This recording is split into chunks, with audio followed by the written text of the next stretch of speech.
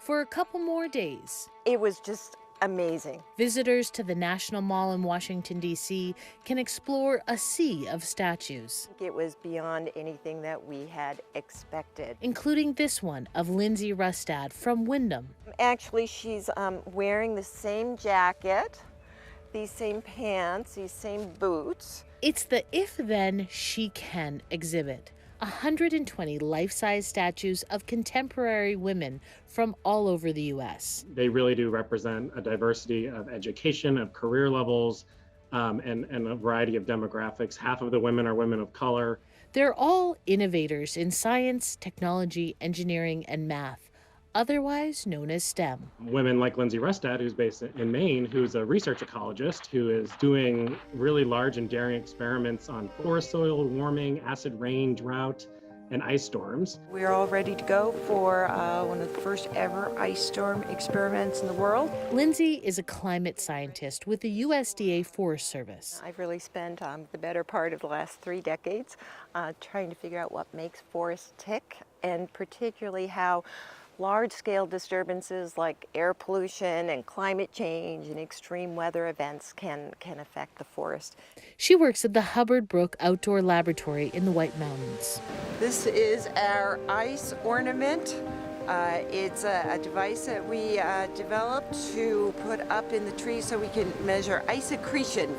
When Lindsay visited her statue earlier this month, she says the highlight was meeting young, inquisitive minds. I told them I was a forest doctor, and then they would shyly think about it, and then they would nod their head and say, I think I want to be a forest doctor when I grow up.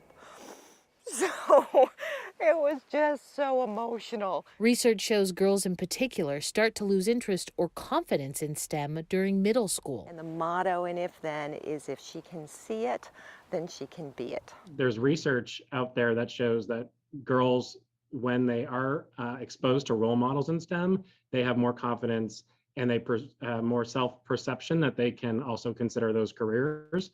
And so we're taking that research, putting it into action. It's the most statues of women ever assembled in one location, and it's fitting that each statue was 3D printed. The exhibit was launched off of a study done by the former Secretary of the Treasury, Rosie Rios, that looked at 12 of the major cities in the United States and found that there were only 6 statues of real women featured in those cities that were publicly accessible. So we decided to do something about it. Why are they orange?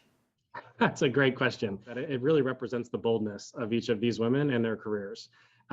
We also wanted them to be a striking color that would attract people walking around the National Mall to say, hey, what's that over there? And go learn about the women. Lindsay's proud to be one of the oldest women in the exhibit. Looking back on her decades-long career, she can admit it hasn't always been easy. It was a challenge because, and that's part of what makes If Then She Can so meaningful to me. There were not a lot of other people that looked like me. In particular, I was raising 3 kids and I was a mom. And not only did I not have another female role model, but I didn't have a mom model. So I was trying to be a mom in a dad's world, and I had to figure that out. Women are half of the college-educated workforce, but make up just 25% of the STEM industry. Our If Then initiative stands for if you support a woman in STEM, then she can change the world. Organizers hope the exhibit will open the eyes of girls and women alike by honoring real role models in STEM. And it's such an honor to be able to represent women of forest science. I mean, in this case, it's not about me. It's really about women in forest science and all the amazing women that are out there. And then the other part is just being able to touch the hearts and minds of girls, around our state and around the country.